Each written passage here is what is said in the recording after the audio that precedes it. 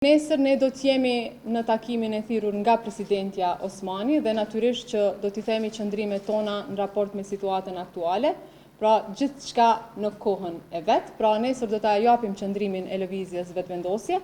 Ajo se çfarë dihet tashmë është që presidentja mund të shpallë zgjedhjet, por në anën tjetër edhe mund t'ja jap mandatarin dikujt pra nga partitë politike.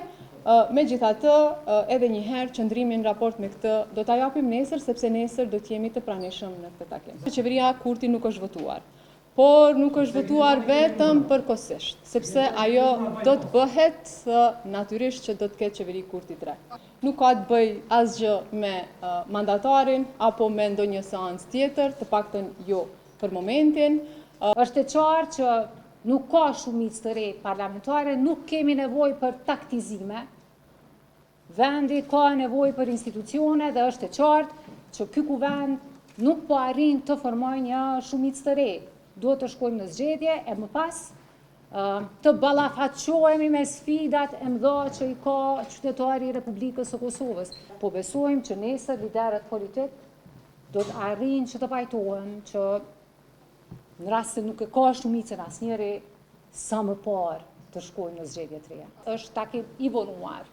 Ky takim do duhet kishte ndodhur ditën e diel, menjëherë pas dështimit të votimit në kuvend, ose ditën e hënë, megjithatë më mirë vonë se kur, dhe këto tema do të diskutohen, do të trajtohen aty. Qytetarët e Republikës së Kosovës kanë vendosur.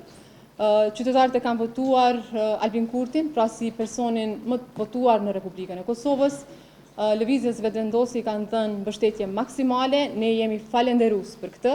Prandaj në qoftë se nuk do të ketë, si me thënë, numra, natyrisht që vendi duhet shkojë në zgjedhje të jashtëzakonshme, ndonse ju e dini që ne nuk e kemi dëshiruar këtë, por rrethanat politike na imponojnë. Kjo është një temë të cilën po besoj do ta diskutojnë nesër liderët politik. Nuk është çështje që është diskutuar në kryesinë